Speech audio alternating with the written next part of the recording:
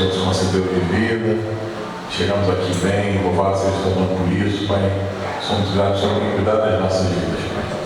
Pai, nós temos que todas as coisas ao propósito, queremos que o teu propósito se cumpra nessa noite, nessa aula, o Senhor possa trazer direção, clareza, o Senhor possa estar usando Paulo, Pai, com discernimento nessa hora, e que o Senhor nos ajude, estamos aqui para assistir a essa ministração, a participar dela.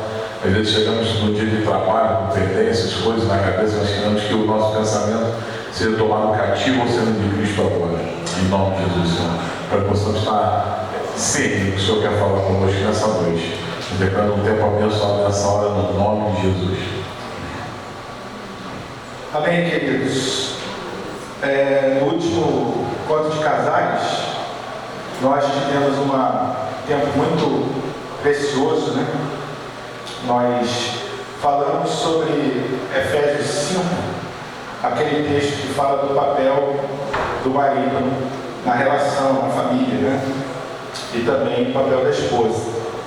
Foi interessante, porque foi uma noite que nós colocamos os homens na berlinda. A gente viu claramente naquele texto de Efésios como que a palavra requer uma série de coisas do marido, o papel do marido, o papel do sacerdote, o papel como líder, e foi um tempo muito bom. Algumas irmãs depois me agradeceram pela palavra, né? Sempre é bom, né? Algumas irmãs agradeceram, pastor, meu marido estava precisando ouvir essa palavra. E foi muito bom porque os maridos também não ficaram chateados comigo, né? Então, a gente percebe realmente que o papel do marido é fundamental na relação à família, né? Mas hoje a gente vai falar um pouco, depois a gente vai avançar mais nesse assunto, de algumas coisas que existem, que acontecem na família, algumas atitudes que prejudicam o relacionamento familiar e que a gente deve estar atento, coisas que a gente deve evitar que exista na nossa casa. Então, a gente vai abordar alguns pontos aqui e depois a gente vai falar um pouco sobre que atitude a gente deve ter em relação a essas coisas. Coisas que atrapalham, coisas que impedem o fluir de Deus, né? E que muitas vezes existem no nosso relacionamento. Uma das coisas que prejudica muito a relação na família é quando o marido ou a esposa, o próprio filho, tem uma expectativa muito grande em relação ao outro. E quando essa expectativa não é atendida. A expectativa não é ruim você ter expectativa. O problema é quando você coloca no outro uma expectativa maior e vai te trazer dano àquela expectativa, ou uma expectativa fora da realidade. Existe uma expectativa boa. Você sonha que a pessoa com quem você se relaciona cresça em Deus, tenha mais intimidade com Deus, prospere, tenha mais entendimento, essa é a expectativa boa. Mas tem algumas expectativas que a gente tem em relação ao outro que prejudicam a nossa relação, né, na família. Então a gente vai falar algumas coisas aqui nessa noite, né? Coisas que tem na relação que atrapalham a relação. Primeiro, falta de carinho na relação. O carinho é muito importante no trato, tanto do marido com a esposa, com o filho, a forma de falar, a forma de tratar. Há casas onde não há um ambiente de carinho, as pessoas não se tratam com amor. É sempre falando de uma forma agressiva, falando de uma forma que menospreza, que diminui o outro. E esse tipo de atitude é uma coisa que vai criando barreiras na relação dentro da família. A família é um local onde tem que haver um tratamento de amor, de carinho entre as pessoas, né? O ambiente de amor precisa reinar na nossa casa, né? O amor é a base da nossa vida, deve ser a base da nossa vida. Então, uma casa onde não existe essa tratativa, esse carinho, ela precisa de cura, precisa ser curada. E a pessoa precisa se encher de Deus para poder passar esse carinho, esse amor. Outra coisa que não pode existir, que atrapalha muito a relação na família, é o quê? É a forma de falar. Existem várias formas de você falar a mesma coisa. Você pode falar de uma maneira doce, de uma maneira branda e você pode falar de uma forma agressiva, né? A Bíblia diz que a palavra branda desvia o furor. Então, quando uma pessoa vem com você com agressividade, como é que deve ser a sua resposta? Você vai responder no mesmo tom? Não, você precisa responder com brandura, porque aquilo vai jogar água naquela fogueira que se levantou. E o que acontece muitas vezes entre o casal, muitas vezes na relação com os filhos? Um agride o outro e a resposta do outro também é uma resposta agressiva. E aí um começa a disputar com o outro e vira um campo de guerra entre o casal, muitas vezes entre o pai e o filho. Por quê? Porque a resposta não foi a resposta adequada. Você pode cortar o mal pela raiz se você responder de uma forma mansa. Por isso que um dos frutos do Espírito é o quê? A mansidão, a longanimidade, né? Longânimo, ser longânimo é ter um pavio longo, é aquela coisa que a pessoa demora a se explodir. A gente explode, às vezes a gente explode, mas esse explodir não pode ser uma constante na nossa vida, né, irmãos? Isso tem que ser uma coisa assim. Dizer aqui que ninguém explode seria mentira. Não, pastor, eu passei até o apóstolo que pegou isso. Ele só estava há quanto tempo sem ferver, apóstolo? Já ferveu? Domingo eu fervi no carro, o Estevam estava dirigindo, eu fiquei nervoso, que eu podia bater no carro. Eu falei, Estevam! Isso, ferveu. Então, exemplo, ele ficou um bom tempo sem ferver, mas domingo ferveu. Eu digo isso porque, por mais que você seja um homem manso, vai ter uma hora que você vai ferver. Né? A gente não está falando aqui que a gente não vai ferver. O ideal é que a gente não ferva. Mas existem pessoas que fervem o tempo todo e vivem fervendo. Né? E é um tormento você viver com uma pessoa assim. Né? Poxa, a gente que lida com casais, poxa, mas eu lembro quando eu peguei os casais no sábado, a gente falou sobre o papel do marido, né? 1 Pedro 3,7 diz que, né, lembra, Wallace, a gente falou isso, né? Que o marido precisa tratar a esposa com discernimento, considerando ela como a parte mais frágil da relação. É a Bíblia que diz que a mulher é a mais frágil, né? É a Bíblia que diz isso, não somos nós que estamos criando. Se você crê na palavra de Deus, se você crê, você sabe que a mulher é mais frágil. Então, para uma mulher, quando o homem responde ou fala com agressividade, é muito mais danoso do que para um homem seria. Porque o homem tem uma estrutura diferente da esposa. Não que seja bom quando a mulher grita com o marido, ela também está errada.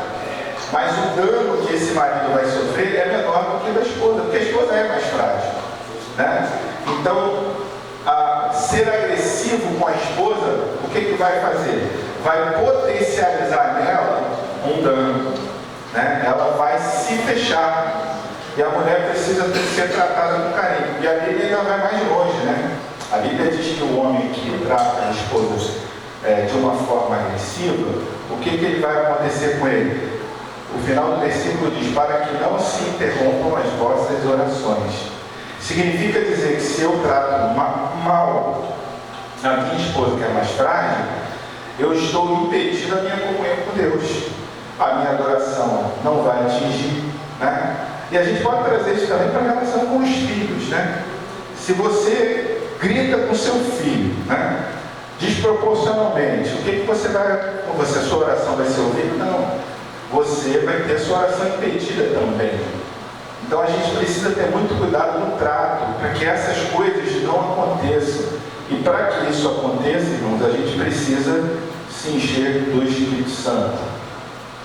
Outra coisa que cria bloqueios e paredes e muros na relação, eu anotei aqui, não investir na vida sexual ou demonstrar desinteresse pelo outro, provocando no outro uma baixa autoestima. Por que eu digo isso? Porque você precisa entender que o homem e a mulher, a gente tem uma necessidade de se amar. Existem homens que, com o passar do tempo, eles começam a demonstrar uma falta de interesse pela esposa, interesse sexual. Isso gera um esfriamento no casamento. Isso não agrada a Deus. O nosso altar, a nossa cama, ela é um altar de adoração. A relação sexual no casamento, ela alegra o coração de Deus. Existe a presença de anjos. E quando você não queima um incenso no seu quarto, o que você está dizendo para sua esposa? Não tem interesse por você. A esposa vai se sentir o quê? A autoestima dela baixa. Ela, puxa vida, meu marido não me ama. E começa a haver dúvidas. Será que ele está com outra? Será que ele está olhando para outra mulher? Será que eu já não sou mais aquela mulher que eu era? Então, nós precisamos ser cuidados, ser tratados. Então, o marido precisa procurar a esposa, né? Demonstrar interesse por ela, elogiar a esposa constantemente. Isso é muito importante. Palavras de afirmação, né? É uma das linguagens de amor que a gente estudou lá naquele livro das 5 linguagens de amor, do Gary Chapman. Tem lá palavras de afirmação.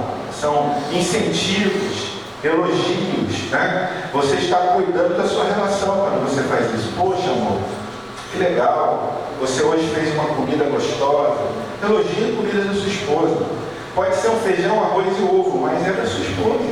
Então elogie, fale com carinho, ela vai se agradar do seu elogio, né? Se ela fizer a esposa fazer alguma coisa para agradar o marido, eu fiz isso aqui para você, eu fiz um bolinho para você, e aí você vai lá e vai demonstrar uma indiferença, um desprezo. Então assim, e essas coisas vão criando barreiras na relação e depois não vai haver intimidade sexual, porque a intimidade sexual, ela é a cereja do bolo, né? É a consequência de uma relação sadia. Porque quando a mulher está com o coração, que ela foi bem tratada, ela foi elogiada, o que vai acontecer? Ela depois vai estar mais suscetível a receber aquele carinho do marido. Então isso é muito necessário haver na relação, tanto do marido e esposa, como também com os filhos. Tratar todos com amor, com carinho, para que não haja a barreira, né? Outro ponto que eu coloquei aqui foi a questão do desprezo, né? Nós precisamos dar importância ao outro, importância ao que o outro pensa, importância ao trabalho do outro.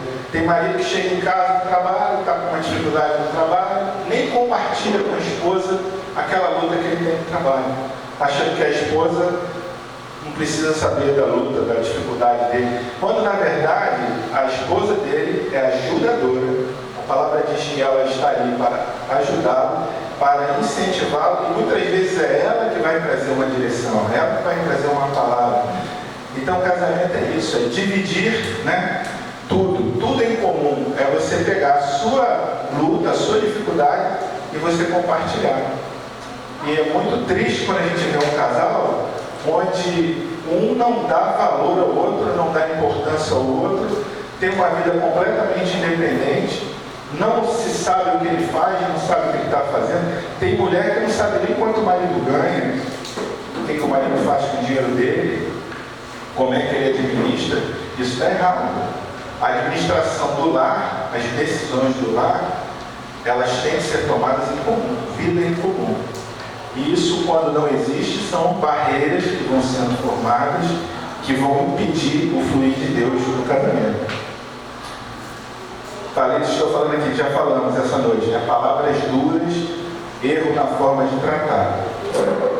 Isso aí a gente já falou. Agora vamos falar de uma outra coisa que prejudica demais a relação e que impede o fluir de Deus na família. Isso é uma coisa terrível.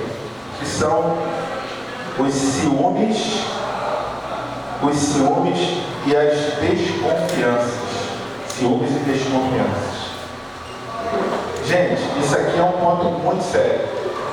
A gente que lida com casais, a gente já viu muitos casais se separarem, chegarem a acabar ruim o casamento por causa desse ciúme. Eu tive uma experiência certa vez que eu estava no centro do Rio de Janeiro, né, fazendo alguma coisa, e encontrei um irmão de uma igreja que ele muito tempo não aparecia na igreja, ele estava desviado.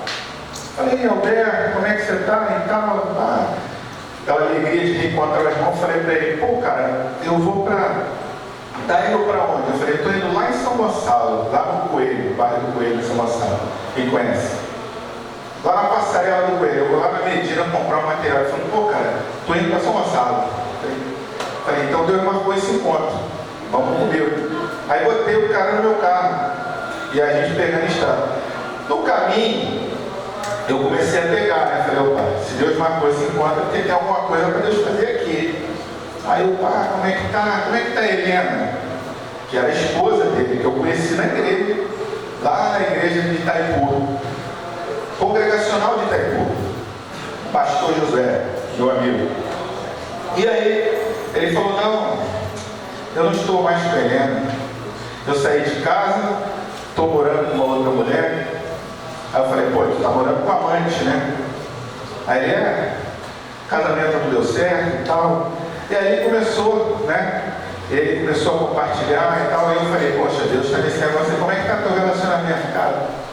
Tem uma coisa que eu fiz, preciso largar minha esposa e tal, estou arrependido e tal. E aí começou a nascer aquela coisa. Comecei a... E dali até lá eu fui ministrando a palavra com ele, né? Eu falei, Deus nós vamos restaurar esse casamento aqui. Beleza. Aí no caminho, fomos até o final, eu propus para ele, falei, ó, a gente precisa continuar essa conversa. Vamos marcar a gente bater um papo, outra hora? Ah, vamos marcar. Aí marcamos outro dia, fomos para um lugar, a gente conversou e tal. E Deus começou a trabalhar na vida daquele rapaz. Ele nasceu nele o desejo de voltar para o casamento. E aí, a etapa seguinte foi marcar um encontro com a esposa. Porque ele se decidiu deixar o caminho da amante e voltar para a família. Falei, ô glória, maravilhoso.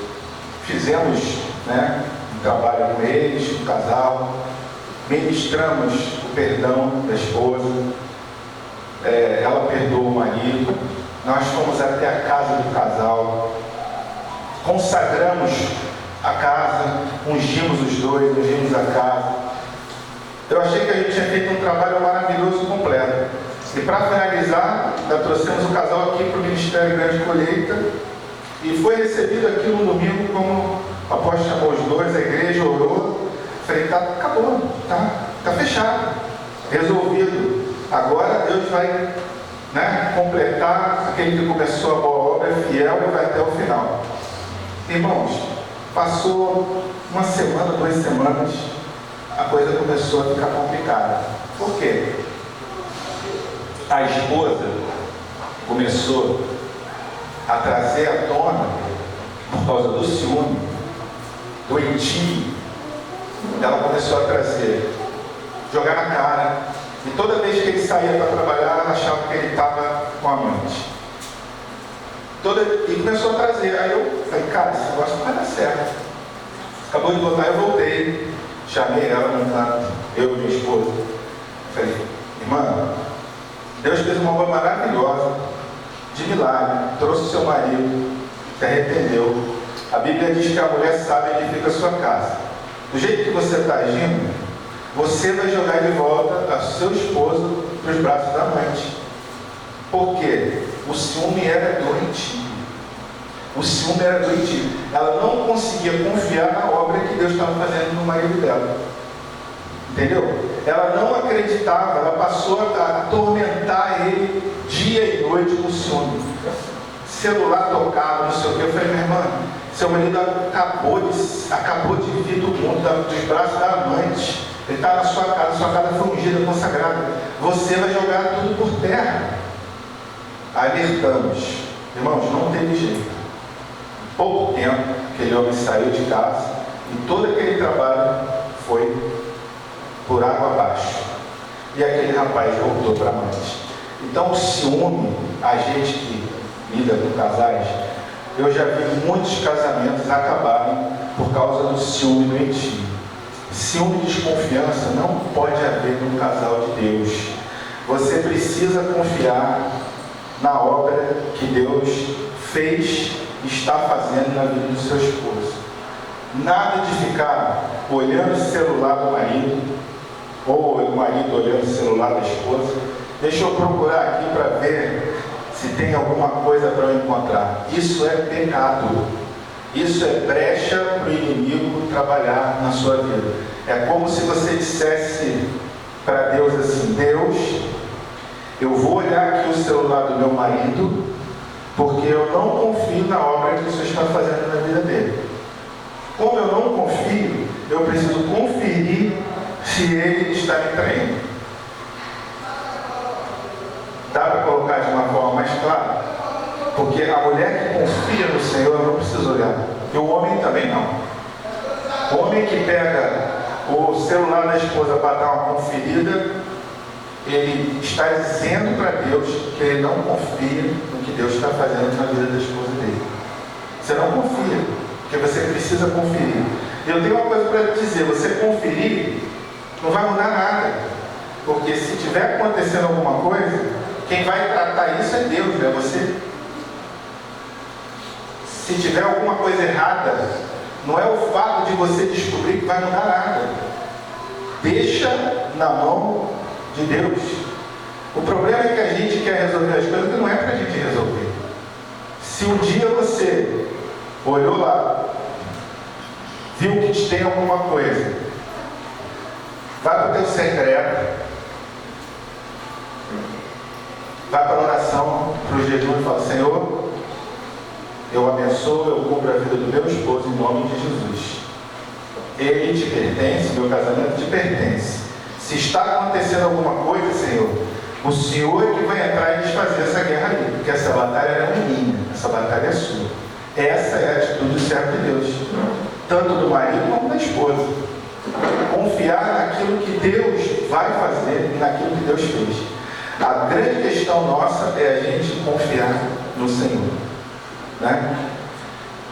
Eu já vi, quem fez aqui o curso com a gente, né, sabe de um casal que começou no meio do curso, o ciúme levantou, daqui a pouco estavam discutindo, quebrando tudo dentro de casa, por causa de ciúme.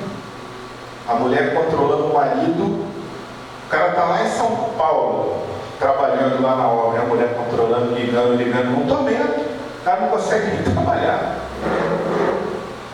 Por quê? Por causa do passado. Se você perdoou, se você creu que Deus fez na obra, então é hora de você o quê? Entregar. Deixa Deus trabalhar, deixa Deus fazer. Então, ciúme e desconfiança é sinal de insegurança. E insegurança é falta de fé. E sem fé é impossível agradar a Deus. Sem fé, um casamento não subsiste. Sem fé, um casamento não subsiste. Eu preciso crer na obra de Deus na vida do meu cônjuge. Amém, irmãos? Outra grande dificuldade, barreira que existe numa relação é a questão do perdão. É a dificuldade que a pessoa tem de perdoar. O perdão tem que ser um estilo de vida, tanto nas coisas pequenas como nas coisas grandes. Você o tempo todo na tua relação vai precisar liberar perdão. É aquela palavra que foi maldada, é aquela situação que gerou aquele desconforto, você tem que liberar perdão. Você não pode guardar mágoa no seu coração. O servo de Deus tem que ter o estilo de vida de perdão. A gente não está falando aqui, é óbvio, né, de perdão. Tem que haver o perdão para as coisas grandes. É o perdão do dia a dia, das coisas pequenas, né? Às vezes você não consegue agradar o outro porque você não entendeu o que o outro queria dizer. Às vezes existe um problema na relação de comunicação, você não consegue entender. Poxa, eu não entendi que era isso. Eu não percebi que você ficou chateado com isso. Não acontece isso na relação? Eu não discerni que isso te aborreceu tanto. Porque nós não nos conhecemos totalmente, né? Há coisas que para um pode ser mais difícil e para outros mais fácil. Então é necessário que haja perdão constantemente. Dificuldade de perdoar, pessoas que têm dificuldade de perdoar, elas demonstram que elas têm muito de si mesmas na sua própria vida. Jesus, ele nos ensinou que o nosso estilo de vida tem que levar em conta o perdão o tempo todo. Sem isso, a gente não vai ter o fluir de Deus. Negligência com os deveres com o outro. Ser negligente também é uma coisa que atrapalha a relação. Nós precisamos, o que é ser negligente? É não ser cuidadoso com o outro. Negligente é não ter interesse nas coisas do outro, né? E você cumprir as suas obrigações. Você não pode ser negligente com aquilo que é o seu papel. Nós falamos na aula passada do papel do marido lá no encontro de casais. Você não pode ser negligente com a oração. Você não pode ser negligente com o jejum. Você não pode ser negligente com a oração em línguas, com as práticas espirituais.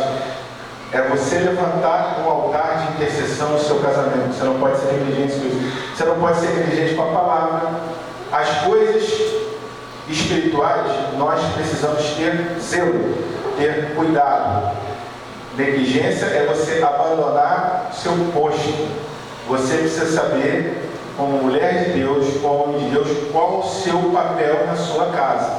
E você não pode ser negligente. Negligente com os filhos, né? Tem gente que os filhos estão passando por um problema, mas você não se importa, você não conversa, você não tem diálogo, você não tem nem como ajudar, porque não existe diálogo naquela casa. Isso é negligência. Nós precisamos manter na nossa casa uma atmosfera, um ambiente onde haja o quê? Comunicação, diálogo constante. Não podemos ser negligentes nessas coisas. Então, negligência é você deixar de fazer o seu papel, aquilo que Deus nos chamou para fazer. Outra coisa que é complicadíssima na relação: lançar na face do outro erros do passado. Ninguém faz isso aqui, né, irmão? Em nome de Jesus, né? O que é isso? Ah, mas em 1930 você olhou para aquela mulher, eu peguei você olhando para aquela mulher. E a mulher toda hora que lembra, joga a cara. Mas amor, você já me perdoa. Mas naquele dia você estava olhando para aquela mulher. Isso é trazer coisas do passado. Ah, mas em 1900 e tal, naquela mulher você me traiu. Gente, se você for ficar olhando para o passado, como é que você vai receber o novo de Deus? Já houve perdão, já houve transformação. Então, trazer o passado de volta é a mesma coisa. O pastor Tiago explica isso muito bem, né? O pecado já aconteceu, foi perdoado. Então, aquele lixo, aquela sujeira, você pega e bota para fora da tua casa. Ninguém gosta de lixo dentro de casa, não é verdade? Quando você traz a memória do seu marido, da sua esposa, uma coisa do passado, qualquer que seja, uma ferida, né? Uma traição, e você menciona aquele assunto de novo, traz para dentro da sua casa, você vai lá fora da sua casa, pega o lixo e traz para dentro da sua sala. E o lixo vai atrair ratos, roedores, mau cheiro, tudo de ruim. Ninguém consegue conviver. Essa relação não vai subsistir. Porque você está trazendo coisas que Deus já curou. Você está dizendo, em outras palavras, Senhor, a obra de milagre que o Senhor fez de cura, de restauração na minha casa, eu não aceito, porque eu quero trazer de volta aquilo que o Senhor já tinha feito para trazer de volta para cá. Então é como se você estivesse, como diz a Bíblia, crucificando novamente Jesus, ou tornando o ato dele de morrer na cruz por você inválido. Então o sangue que ele verteu foi para quê? Não teve efeito na sua vida e na vida do seu cônjuge? Então nós temos que tomar posse do perdão e não podemos trazer de volta coisas do passado para a nossa relação. Amém, irmãos? Para nós precisamos dessa liberdade, da liberdade do Espírito. Amém? Outra coisa, problemas com a família de origem. Isso pode trazer muito dano na relação. A gente precisa respeitar e entender que o nosso cônjuge, ele tem uma família de origem. E essa família de origem é muito importante para ambos. Eu preciso ter uma relação sadia com a família de origem da minha esposa. E ela precisa ter uma relação sadia com a minha família de origem. Por que eu falo isso? Porque é a questão da unidade. Se o casal vive em unidade, os pais da minha esposa, eu tenho que olhar para eles como se eles fossem meus pais. Os irmãos dela, eu preciso olhar como se eles fossem meus irmãos. e por aí vai. Na unidade, toda aquela relação familiar que o marido tem, a esposa tem que considerar. Por que eu digo isso? Porque isso às vezes traz problema na relação. Isso às vezes traz problema.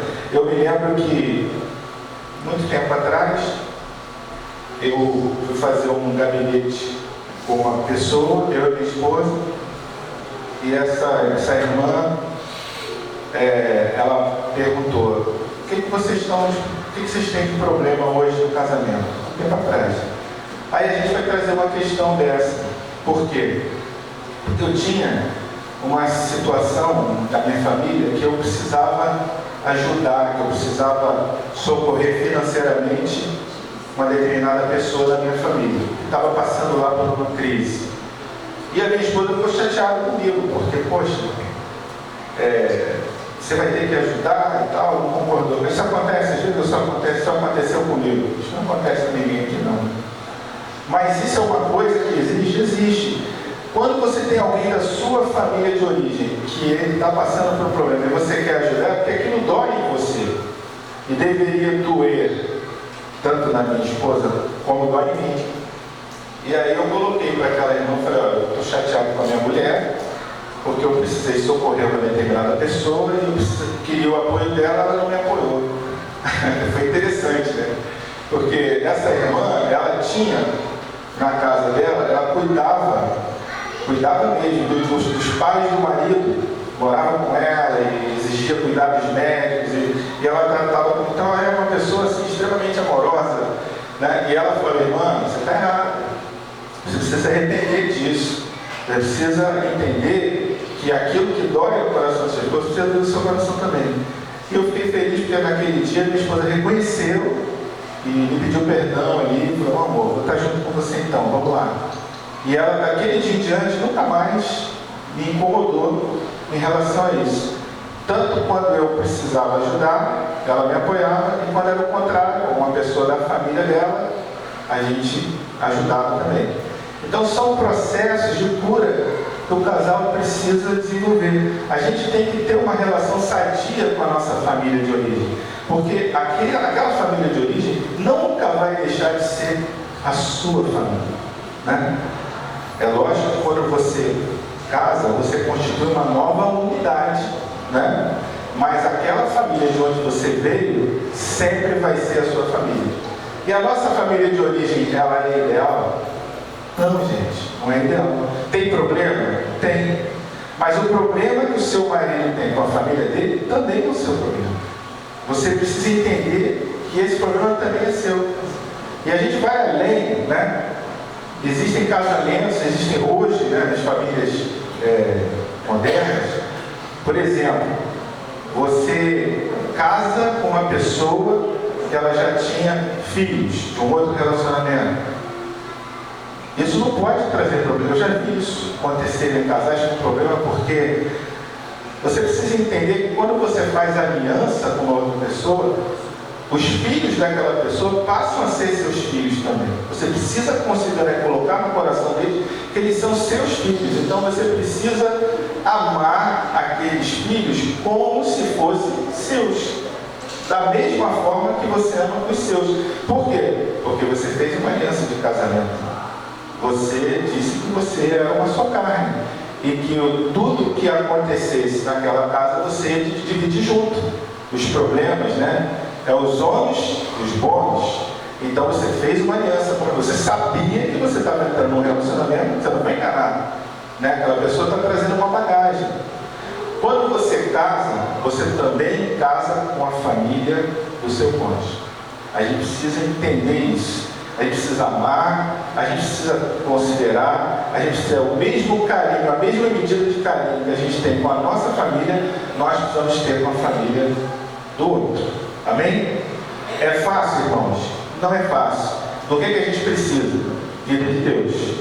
Porque se eu estou cheio do Espírito Santo, eu vou saber agir, né? O Espírito Santo vai me dar sabedoria para eu amar meu sogro, amar minha sogra, abençoar meu sogro, abençoar minha sogra, né?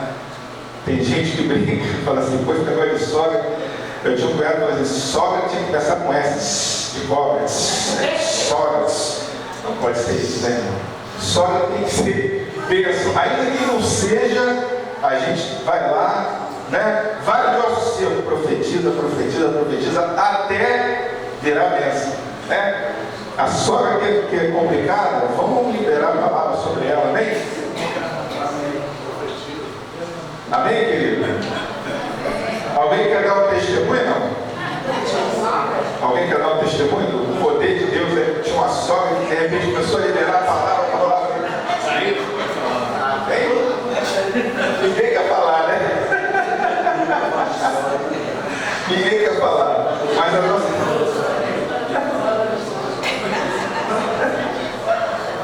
Quer falar, Patrícia? Bom. Quer falar, Bom, pior que tem sogra que está aqui hoje, né? Então, em nome de Jesus. Queridos, a gente falou de várias coisas que atrapalham a relação, né?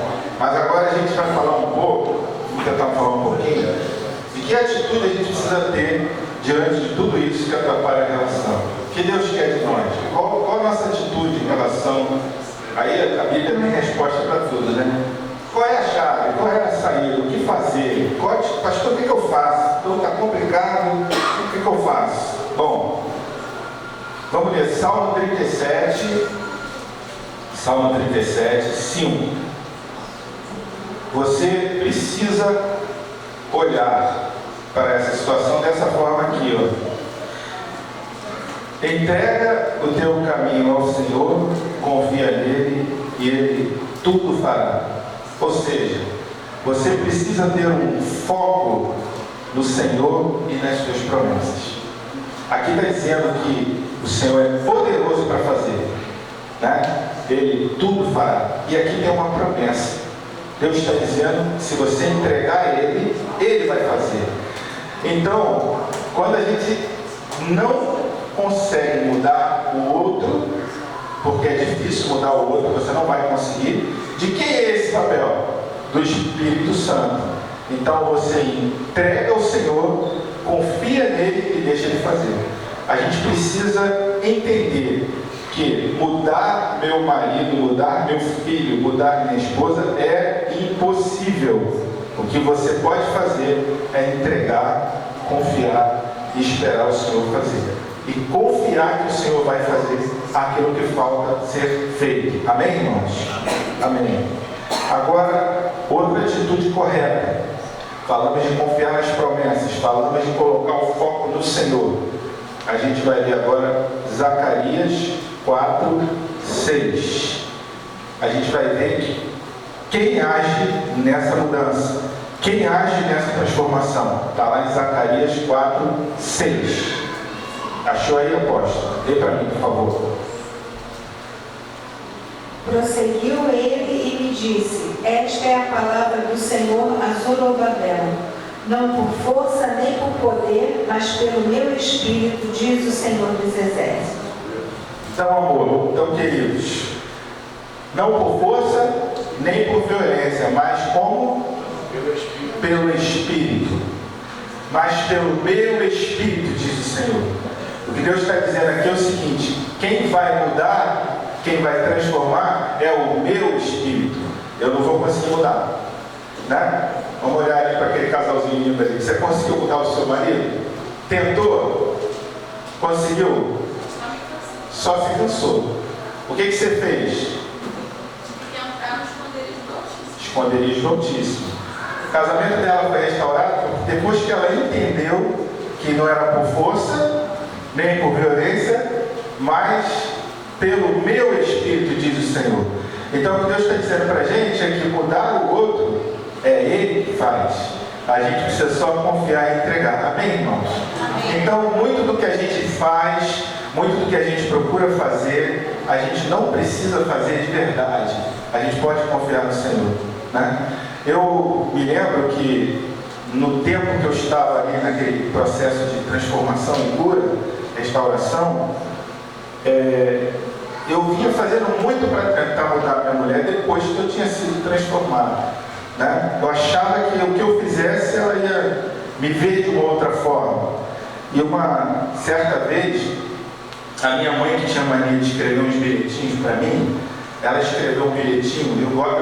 Eu tenho até alguns aqui na minha Bíblia. Por um acaso eu peguei essa Bíblia aqui, tem vários bilhetinhos da minha mãe, eu posso mostrar para vocês, é coisa extraordinária. E a minha mãe, talvez eu ache até um bilhetinho aqui que ela escreveu. Ela falou assim: meu filho, leia 2 Crônicas 20, e aquele texto de Josafá. Quando eu li aquele texto naquele dia, eu nunca me esqueci disso, que o Senhor falou assim: fica parado, toma posição e veja o livramento do Senhor. Nessa batalha, vocês não vão ter que pelejar. Deus diz para mim: essa batalha é do Senhor. Quando eu li aquele texto, naquele dia, eu tomei a decisão: a partir de hoje, eu não vou fazer mais nada pelo meu casamento. Eu estou fora. É com o Senhor. Essa batalha é dele. Naquele dia eu entendi que a batalha era do Senhor, por causa de um bilhete e de uma palavra. É mais ou menos o que a gente está falando aqui hoje. Deus falou para mim que quem ia transformar o coração, a mente da minha esposa e converter o coração dela a mim novamente, não era eu não tinha como fazer isso. Eu fui um cara envolvido, seriamente comprometido com prostituição. Como é que ela ia me olhar de uma outra? Como é que eu poderia transformar o olhar de uma mulher por um marido que era um adúltero, um prostituto? Como? Eu não tinha como. Mas quando o Senhor falou para mim: essa batalha é minha, eu entendi. Eu não preciso fazer nada. Então, não tente mudar o outro. Não tente mudar seu filho. Não seja o Espírito Santo na vida do seu marido, nem da sua esposa, e nem do seu filho. Quem vai fazer esse papel, quem é? É o Senhor.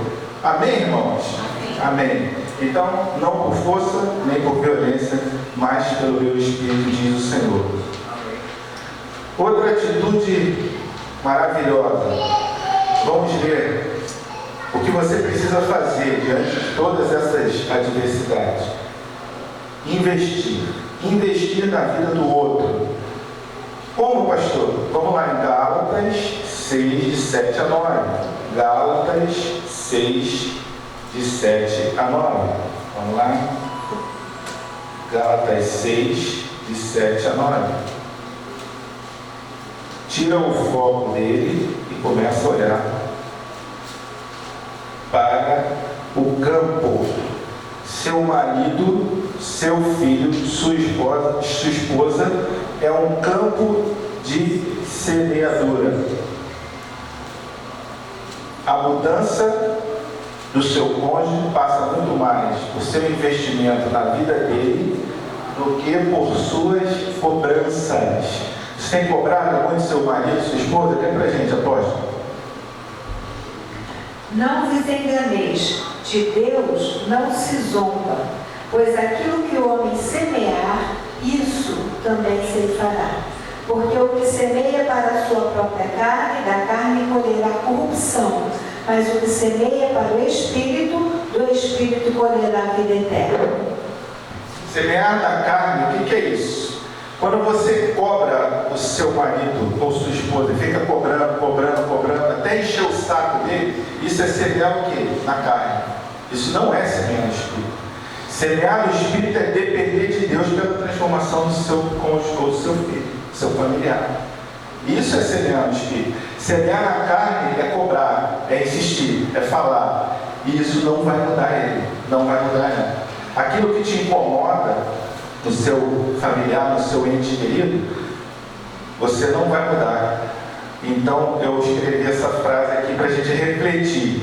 A mudança do seu cônjuge passa muito mais por seu investimento na vida dele do que por suas cobranças. Aqui fala de semear e colher. Então, quando você começa a semear, você vai colher. Por isso que quando eu entendi que para eu conseguir mudar a minha vida, para a minha esposa ter o coração de volta convertido a mim, o que é que eu tinha que fazer? Eu tinha que semear. Então eu passei, independente de ver qualquer transformação, eu semeava.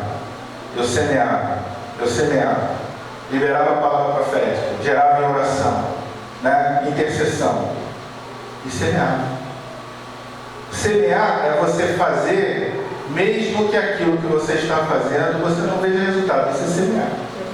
Porque a semeadura, você não consegue ver o processo. O processo, ele está acontecendo sem você ver. A semeadura nunca é imediata. Existe um tempo para a colheita. Desculpa, a colheita não é imediata. A semeadura é imediata, mas a colheita não é imediata. Existe um tempo para a colheita. E a gente precisa entender que nada no reino de Deus é automático. A transformação do outro não é automática. A transformação requer uma atitude de semeadura constante, independente das circunstâncias. E aí, esse é que é o problema, porque tem gente que começa a semear e depois para. Tem gente que começa bem, mas no meio do processo para. Ah, pastor, está demorando muito, eu não estou vendo transformação, então eu vou parar. E aí desiste, né? Eu achei muito interessante porque teve um tempo lá atrás que eu me lembro que no dia que eu fui batizado com o Espírito Santo, em 1998, em Manaus, eu fui no encontro e aí eu fui batizado no Espírito Santo.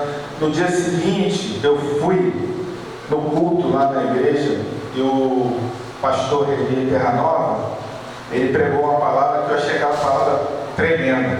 E eu nunca esqueci aquela palavra. E aquilo foi importante para mim, para quando eu voltasse para o Rio de Janeiro, continuar no meu processo. Ele pregou naquela noite o seguinte, que quando você começa a semear, é como se você gerasse dentro de você mesmo a sua bênção. E é como se você ficasse grávido da sua bênção. Ou seja, você tem um sonho, você sabe que aquele sonho é de Deus.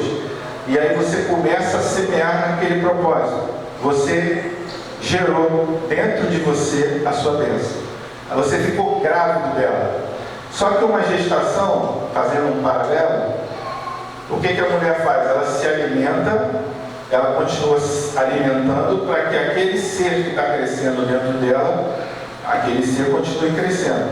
Então eu fiquei grávido do meu sonho. Beleza. Aí eu saí de Manaus pensando assim, estou grávido do meu casamento aqui, eu quero mudar minha família. Engravidei daquilo. Mas ele falou naquela noite, para você engravidar, você precisa alimentar. Só que você pode abortar. Como é que você aborta o seu sonho? É quando você começa a falar contrário daquilo que você... E aí você começa a tomar um abortivo. Por isso que tem muita gente que engravida do sonho e daqui a pouco perde o sonho. Por quê? Começa a falar contra aquilo que... não vai dar certo. Ouve o inimigo falar, não, isso aí... já era, cara, já era. Tu está perdendo o teu tempo. Tua mulher já arrumou boa, eu já ouvi muito isso. Tua mulher já está noutra. A fila anda, parceiro. Tem mulher pra caramba, é balde. Eu vi muito isso, entendeu? Tu é um cara, tu tem um carro zero, tu tem uma vida boa. Tu precisa disso, meu irmão. Eu ouvi muito isso. Agora, o que eu escolhi? Escolhi ouvir a voz do Senhor ou escolher a voz do inimigo? Porque, meu irmão, você vai ouvir várias vozes. Quando você estiver grávido da sua bênção, você vai ouvir várias vozes. Mas eu decidi optar pelo meu bebê espiritual. Fiquei grávido. E o interessante é que ele falou uma coisa muito legal quando ele terminou aquela palavra naquela noite. Ele falou para mim, Deus usou aquele homem naquela noite, ele falou assim, quando você gera, você vai passar lá no final pelo processo das dores de parto. Eu falei, Senhor, o que é isso? As dores de parto é o que você vai doer para você receber a sua bênção. Só que depois que você recebe o bebê, você olha para ele e você não consegue mais lembrar das dores de parto. Você sabe que elas aconteceram. Você sabe que você viveu aquela dor, mas você não consegue mais lembrar daquela dor. A mulher, quando tem um filho, ela se esquece da dor. Ela sabe que passou, mas ela dá muito mais importância à bênção, ao filho, do que aquela dor que ela suportou para ter aquele filho. Por quê? Porque a glória da bênção é muito maior do que a dor para receber a bênção. A dor fica desprezível. E aí eu entendi que eu ia voltar, né? Eu ia passar por um processo de sofrimento, de dores, né? Coisas que eu ia ter que passar, de humilhação e tal, de perseguição, das pessoas falarem, mas aquilo tudo ia ser o processo das dores de parto. Mas no final, quando você olha para a sua bênção, vale a pena, irmãos, vale a pena investir. Outro texto, por favor. Existem dois tipos de semente no tempo da semeadura. A gente vai ver isso agora. Ver se a gente consegue fechar aqui, né, que está quase no horário. Deuteronômio 22:9. Deuteronômio 22:9. Então, gente, existem dois tipos de semente. E esse texto fala de quando você semeia dois tipos de semente no mesmo campo. O que é isso? Dois tipos de sementes no mesmo campo. O que acontece quando você semeia duas sementes diferentes no mesmo campo? Vamos ver aqui. Não semearás a tua vinha com duas espécies de semente, para que não degenere o fruto da semente que semeaste e a messe da vinha. Então aqui diz para você não usar dois tipos de sementes, senão você vai perder o fruto que você semeou e vai perder a messe da vinha. Vai perder a vinha toda. Se você botar dois tipos de semente no campo, uma semente boa, uma semente ruim, qual vai prevalecer? A ruim. E a ruim vai fazer você perder a boa e ainda vai perder o campo. A messe da vinha aqui, você vai perder ela toda. Então você está num casamento. Você pode semear uma coisa boa e uma coisa ruim ao mesmo tempo? Vamos dar um exemplo? Pode. O marido o dia inteiro, né, fica ali tratando com a esposa, carinho, tal, traz um presente, elogia e tal. Quando chega de noite, tem uma discussão com ela. Aí fala para ela assim, sua vaca. Aí tudo aquilo que ele semeou o dia inteiro, e depois no final da noite chama a mulher de vaca. Isso é o quê? Dois tipos de semente no mesmo campo. O que vai acontecer com essa vinha? A Bíblia diz que você vai perder a vinha. A vaca vai para o brejo. Gostei dessa palavra. A vaca vai para o brejo. Exatamente isso. Eu tenho um casamento de 15 anos. 15 anos de uma pessoa que eu conheço. Que acabou porque a vaca foi para o brejo por causa disso.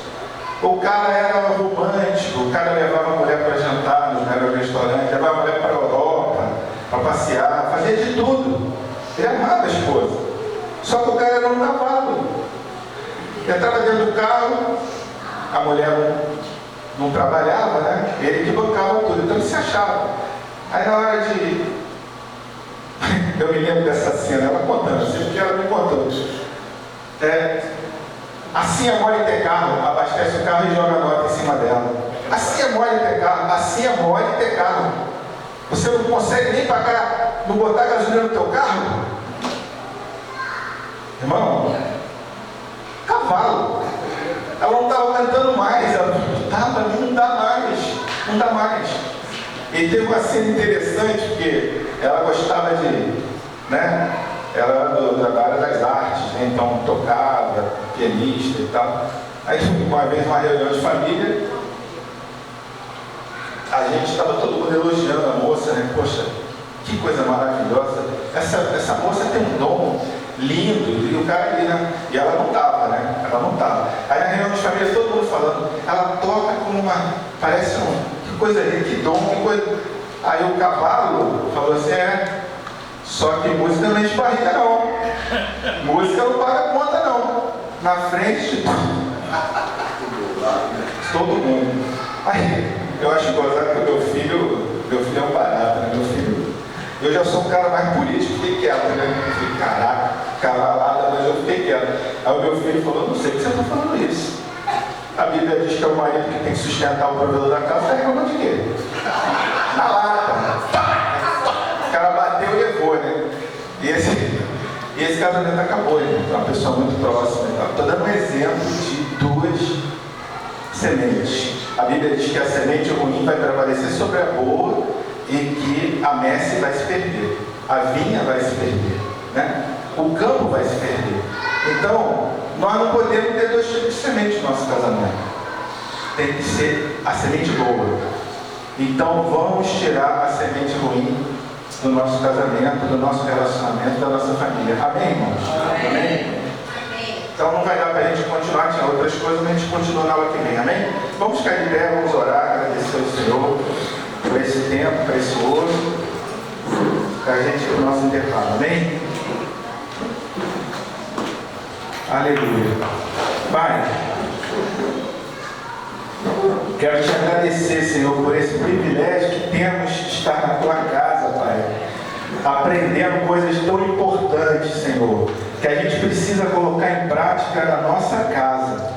Pedimos a tua bênção, Senhor, sobre a nossa família. Amém. E naquilo que temos errado, Senhor, que o Senhor, teu Espírito, possa nos mostrar. Amém. Para que possa haver transformação, Senhor. Amém. Que a gente saia desse lugar, Senhor, com o desejo de fazer somente aquilo que o Senhor quer que nós façamos. Amém. Que a gente tenha somente uma semente, Senhor. A semente do bem, a semente da palavra profética, a semente, Senhor, da palavra de vida. Amém. Que não haja nenhuma palavra dura, que não haja palavra de morte.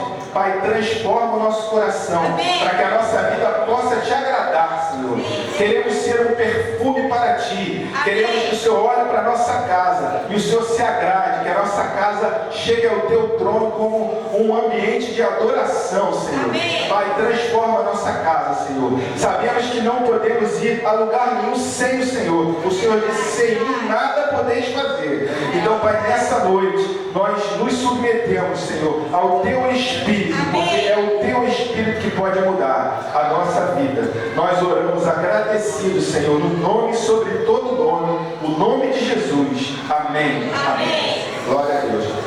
Amém, irmãos. Vamos para o nosso intervalo. Deus abençoe.